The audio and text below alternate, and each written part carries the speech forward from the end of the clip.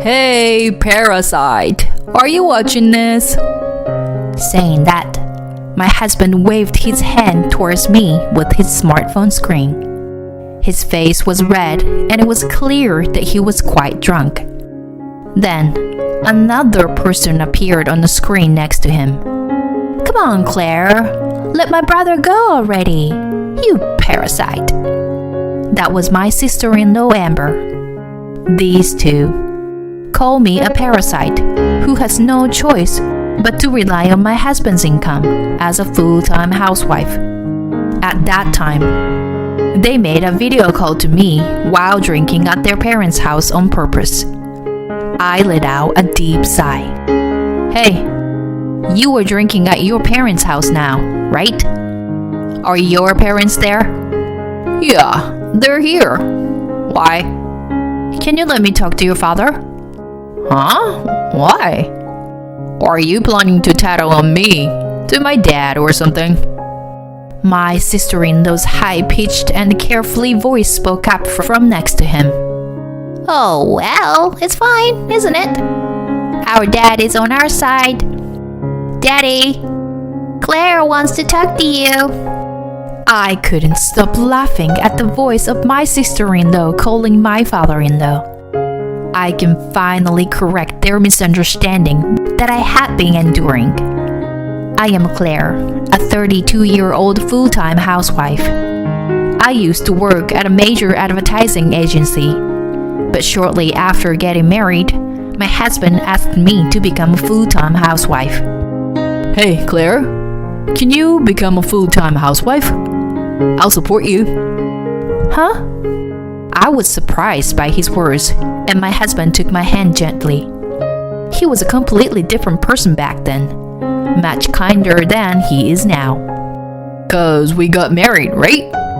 If we want a happy home, it's better for one of us to stay at home and take care of things. But I can't do housework, and all I can do is work. You, on the other hand, are good at that kind of stuff, unlike me, right? Well, I'm not really that good. What are you talking about? Didn't you cook for me some Italian on your day off before? It was really delicious, and it made me feel so much better. I really respect and love that about you. So, please, quit your job, okay? Seeing my husband asking me like that, I reluctantly made up my mind. "Okay, I understand. I don't know if I can quit right away, but I'll talk to my company." Thanks, Claire. I appreciate it. My husband's face lit up with joy, and I couldn't help but wonder how much this meant to him that I became a housewife. I thought it was a little strange, but seeing how happy my husband was, I decided to give in. I liked my job at the advertising agency, and I had just started getting assigned to plan advertising campaigns. So, I had mixed feelings about leaving my job. However, because we had just gotten married, I wanted to respect my husband's wishes. 6 months after our marriage, I quit my job. In our early stages of marriage, my husband always expressed gratitude for my help and the household chores. However, after about 3 years, he stopped saying thank you and making comments that blamed me for not having a job. You're lucky. You can live an easy life just relaxing at home. Huh? Whoa, isn't it true? You're living off the money I earn. I'm jealous. Being able to just stay at home and not work, and still get by. But you're the one who asked me to become a housewife, remember? My husband looked annoyed. See? You can use my words as a shield to justify yourself. It's so easy, isn't it? Well then, if you were a housewife, focus more on household chores. You have it easier than anyone else in the world, since you don't work and you don't even have children. And yet, You always do things half-heartedly, don't you? He is probably referring to the frozen foods I received from our neighbor. What are you talking about? The frozen food? They own the grocery store, remember? They gave us a lot, so I don't want to waste it. I'm trying to save money on groceries and save for our future. When I said that, my husband stuttered. He had been talking about saving money to build a house, so we had discussed the saving. Well, I know that without you telling me. But saving money and making half-hearted dishes are not related. If you received frozen food, you can use it, but try to be more creative. Make it look like a more elaborate dish. I sighed at my husband's complaint. He must think that putting unnecessary effort into something is a good value. I've never made things difficult for my husband by cutting corners on cooking, cleaning, or laundry. I shouldn't have to be called the one who has it the easiest in the world despite this. I thought that, but I didn't want to argue, so I said, "Understood." I already knew that my husband's change in attitude had its roots in work-related stress. He has a selfish side that makes him think, why am I the only one going through such a tough time when I'm tired and struggling? He only sees his own hardships and doesn't think much about others. This narrow-mindedness makes him oblivious to the effort that I put into household chores. That's why he started thinking, I work so hard, yet the money keeps disappearing because of my wife. It seems that my sister Amber, who dislikes me, also whispered bad things about me in his ear. Claire is like a parasite, isn't she?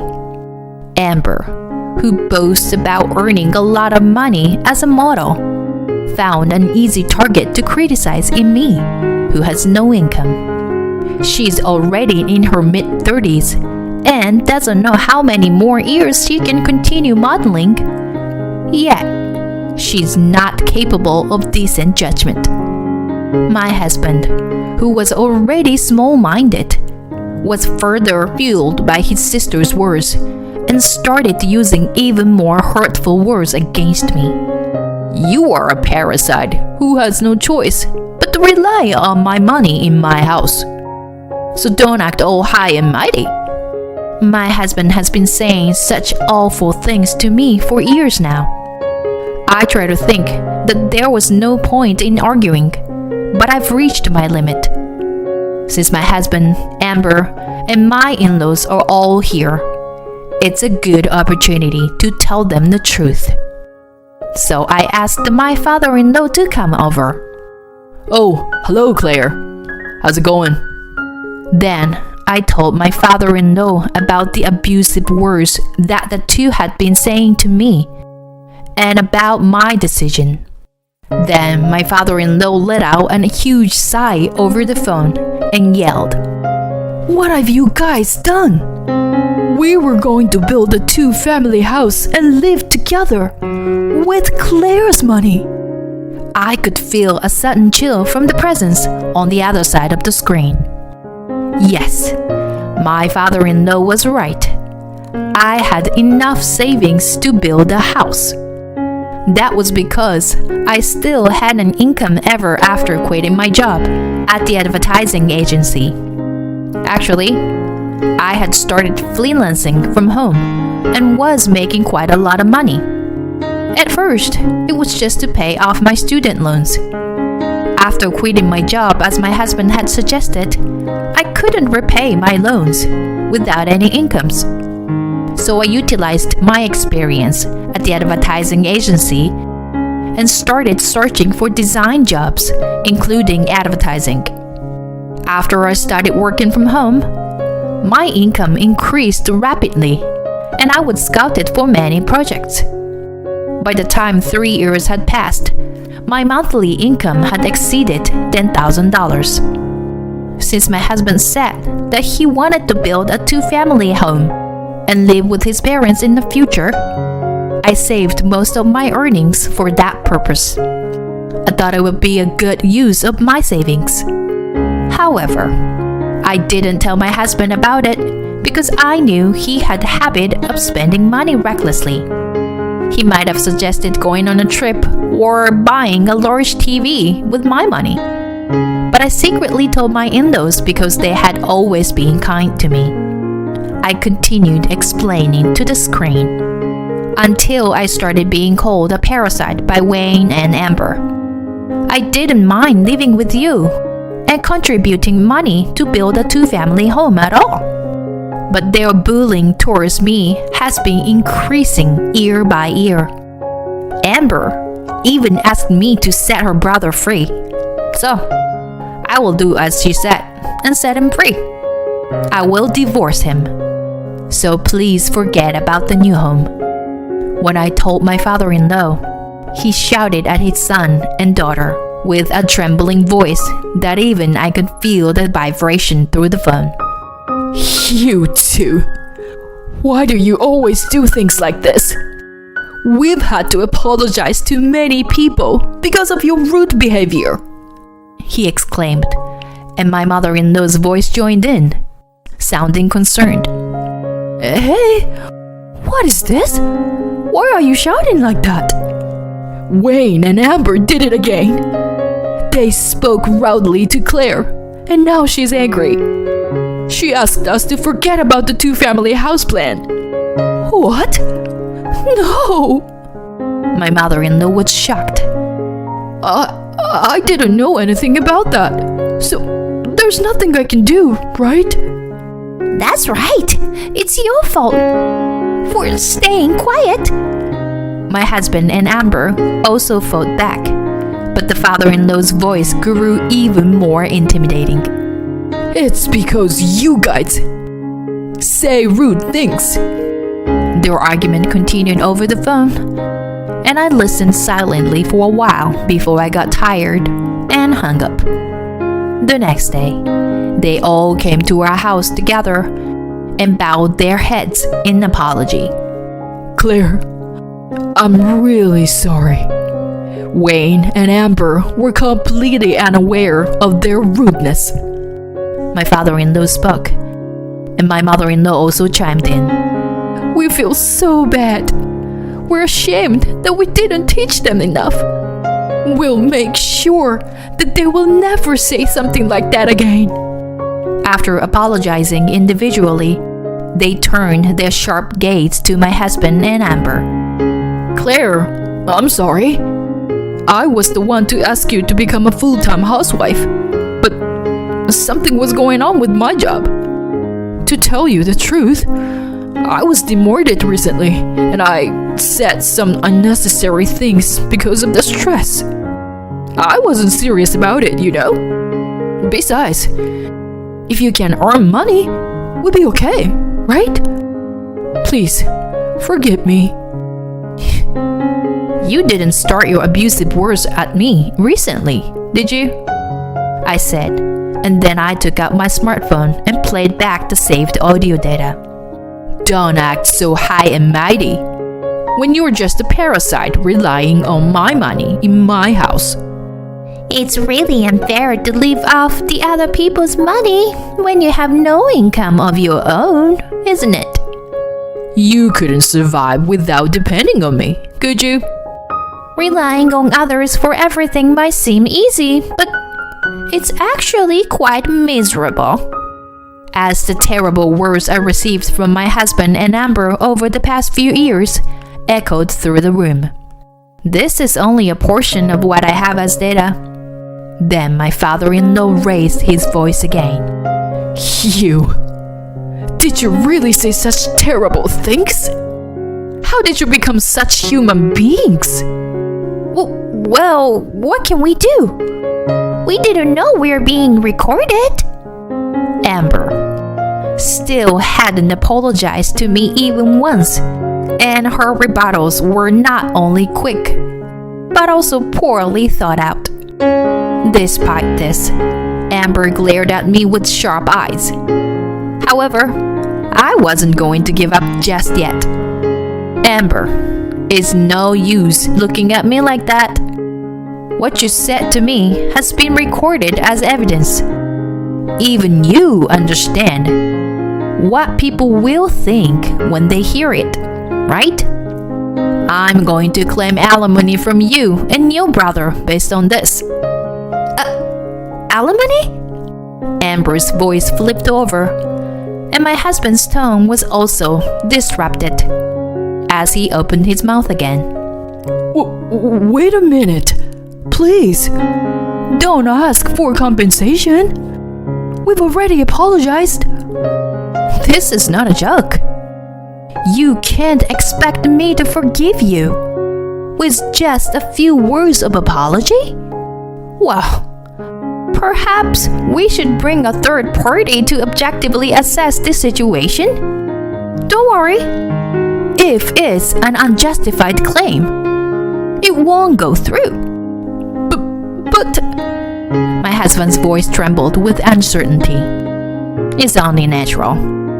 If a third party is brought in to judge such a matter, it's clear that the two would be blamed.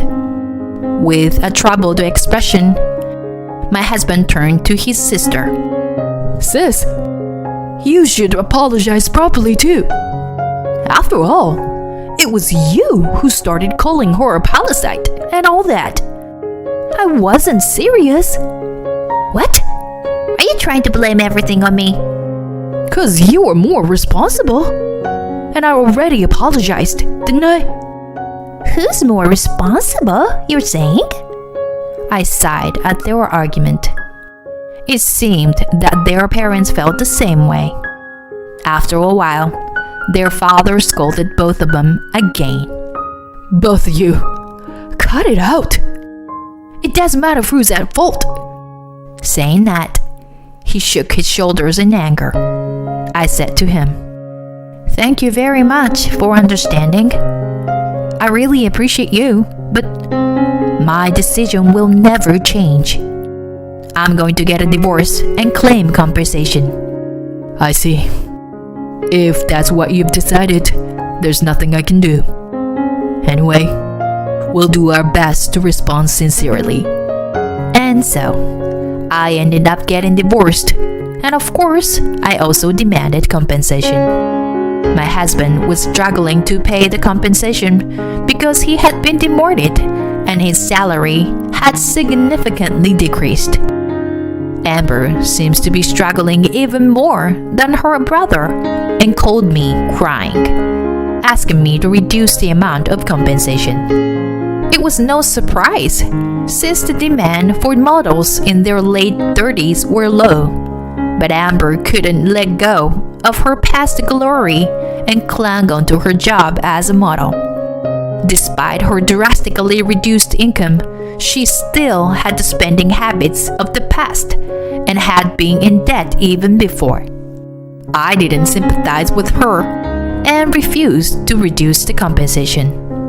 In the end, both my ex-husband and Amber had to rely on their parents and move back to their home. Who is the real parasite here? I wonder. As for me, I resumed working at the advertising agency and obtained permission to continue working as a freelancer. With the monthly compensation and my savings, my future is secure. I can now do what I love and enjoy my life to the fullest.